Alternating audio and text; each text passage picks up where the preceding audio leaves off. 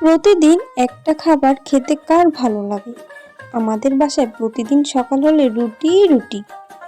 রুটি কি প্রতিদিন খেতে ভালো লাগে?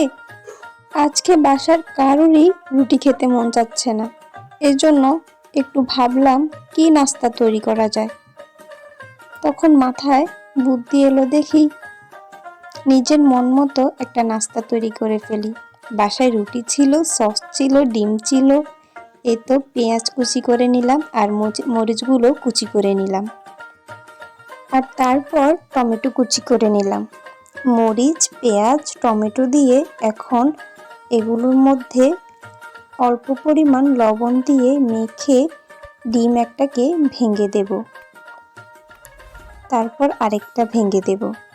দেওয়ার পর একটা কড়াইয়ে আমি এখন 3টা ডিম বেছে নেব। বন্ধুরা, তার মাঝে তোমাদের কাছে একটা রিকোয়েস্ট করি, আমার ভিডিওটা ভালো লাগলে বেল বাটনটি অন করে সাবস্ক্রাইব করতে ভুলবে না। বেল বাটন অন করলে যখনই আমি ভিডিও ছাড়বো তখনই তোমাদের কাছে আমার ভিডিওটা পৌঁছে যাবে। ফেসবুক থেকে ফলো দিয়ে লাইক, কমেন্ট, শেয়ার করতে ভুলবে না। আজকে সকাল থেকেই বৃষ্টি হচ্ছে, তাই ঘর থেকেই বের হওয়া যাচ্ছে না। আর এর মাঝে আমার মেয়েটা আমাকে জিজ্ঞেস করছে, আম্মু তুমি কি তৈরি করছো? আজকে কি নাস্তা বানাবা? আম্মু তুমি কি নাস্তা বানাবা? আমার তো রুটি খেতে আজকে ইচ্ছে করছে না, আম্মু তুমি নতুন কিছু তৈরি করে আমাকে দাও না। ডিমগুলো ভাজা হয়ে এলে আমি এখন পাউরুটিগুলোকে ভেজে নেব। এক পাশ ভাজা হয়ে গেলে অপর পাশ উল্টিয়ে দেব। আমি এখানে 6 পিস পাউরুটি নিয়েছি আমাদের 3 জনের জন্য।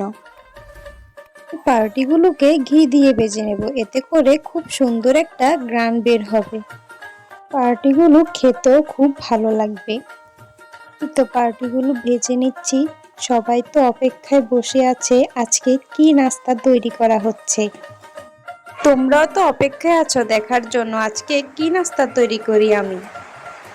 তোমরা একটু ধৈর্য ধরে দেখো যে আমি আজকে কি নাস্তা তৈরি করি আমার মন মতো।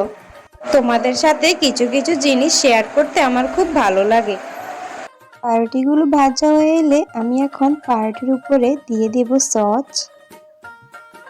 সসটা চারপাশে মেখে নিচ্ছি। তারপরে দিয়ে দেব ডিম, টমেটো, গোল গোল করে টমেটোগুলো কেটে নিয়েছি। তারপর দিয়ে দেব শসা, তারপর উপরে আরেক পিস পাউরুটি দিয়ে দেব। আমি এখন চাচ্ছি যে স্যান্ডউইচ শেপ দেওয়ার জন্য আমার বাসায় যা আছে তা দিয়েই চেষ্টা করছি একটু সুন্দরভাবে নাস্তাটা তৈরি করার জন্য।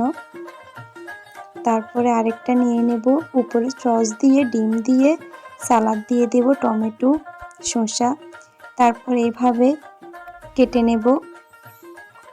বাসায় যা থাকে তা দিয়েই আমি চালিয়ে নিতে চেষ্টা করি। এখন বাসায় রুটি আছে, ডিম আছে, এই যে আমার মন মতো আমি এখন স্যান্ডউইচ তৈরি করে নিচ্ছি। খেয়ে তো সবাই বলে অনেক মজা হয়েছে। আমি তো নাস্তাদের নামটা দিয়েছি মন মতো স্যান্ডউইচ। তোমরা কি বলবে বন্ধুরা?